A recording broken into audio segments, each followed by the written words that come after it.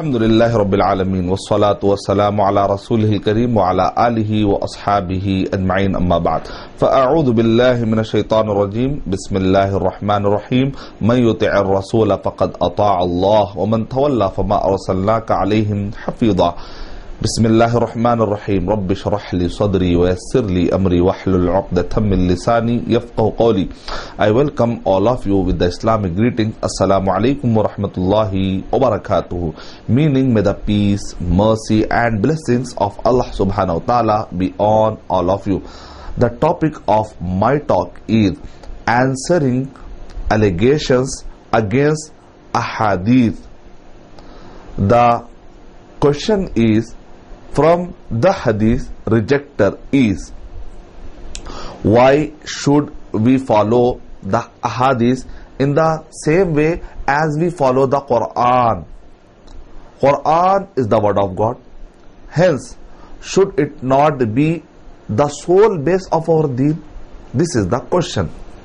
So our answer is, inshallah, in the course of my talk, I will try to answer this allegation. Allah subhanahu wa ta'ala repeatedly said in the glorious Quran that to obey Allah subhanahu wa ta'ala and to obey Prophet Muhammad sallallahu alaihi wasallam. In some places Allah subhanahu wa ta'ala said ati'ullaha wa ati'ur rasul, and in some places Allah subhanahu wa ta'ala said ati'ullaha wa rasul. If you read in many places of the Quran, Surah Nisa, Surah number 4, ayah number 59, and in Surah Nur, Surah number 24, ayah number 54, in Surah Muhammad sallallahu alaihi wasallam, Surah number 47, ayah number 33, and in Surah Taghabun, Surah number 64, ayah number 12. In all these places, as well as if you read Surah Al-Imran, Surah number 3, ayah number 32, Surah Al-Imran, number 3, ayah number 132, Surah Nisa, Surah number 4, ayah number 13, Surah Nisa, number 4, ayah number 69, Surah Ma'idah, Surah number 5, ayah number 92, and in Surah Anfal, Surah number 8, ayah number 1, in Surah Anfal, number 8, ayah number 20, in Surah Anfal, number 8, ayah number 46, and in Surah Tawbah, Surah number 9, ayah number 71, in Surah Nur, Surah number 24, ayah number 52, and in Surah Ahzab, number 33, ayah number 33, in Surah Fatah, Surah number 48, ayah number 17, in Surah Hujurat, number 49, ayah number 14, and in Surah Mujadala, Surah number 58, ayah number 13. In all these places, Allah subhanahu wa ta'ala said ati'ullaha wa ati'ur rasul, and in some places Allah subhanahu wa ta'ala said ati'ullaha wa rasul, which means to obey Allah subhanahu wa ta'ala and to obey Prophet Muhammad sallallahu alaihi wasallam. With this ayah, we can say that the authority of Sunnah is proof from the glorious Quran. And further, if we ponder and if we read many ayats, we can conclude the authority of Sunnah in the Quran. I am trying to prove from the Quran because the hadith rejectors, they are not agree with the Sunnah. So inshallah, we are trying to prove from the Quran the authority of Sunnah.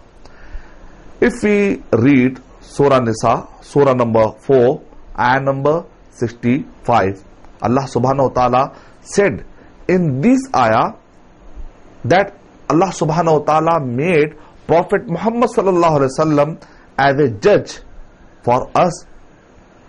And in another ayah, if we read in Surah Ahzab, Surah number 33, ayah number 36, that we don't have choice except to follow Allah subhanahu wa ta'ala as well as to follow Prophet Muhammad sallallahu alaihi wasallam. And if you read Surah Hashar, Surah number 59 and number 7, Allah subhanahu wa ta'ala said, وَمَا آتَاكُمُ الرَّسُولُ فَخُذُوهُ وَمَا نَهَاكُمْ عَنْهُ فَانْتَهُوا. Whatever Prophet Muhammad sallallahu alayhi wasallam has given to you, you have to take it.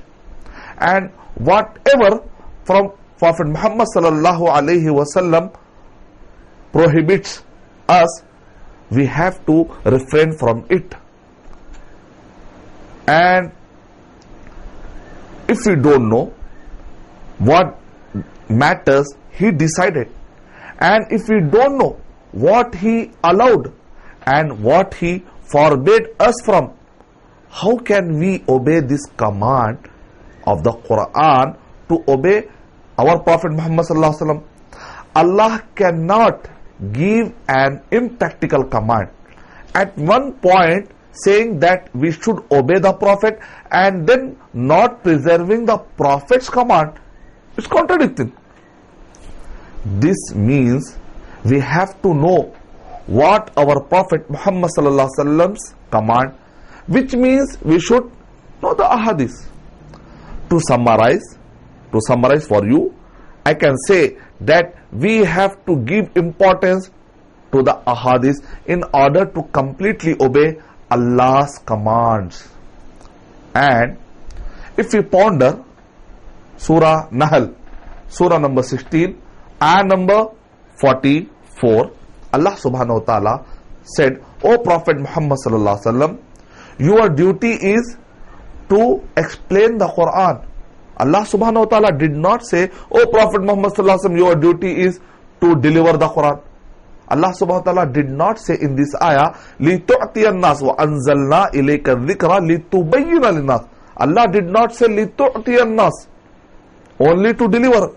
No. Allah subhanahu wa ta'ala said, لِتُبَيِّنَ لِلنَّاسِ. O Prophet Muhammad sallallahu alaihi wasallam, your duty is to explain the Quran to the mankind. How can the generation at the time of Prophet Muhammad sallallahu alaihi wasallam got his explanation, okay, but all other generations to come or be deprived of the explanation of the Quran? This points to the fact that the Quran and Hadith are preserved.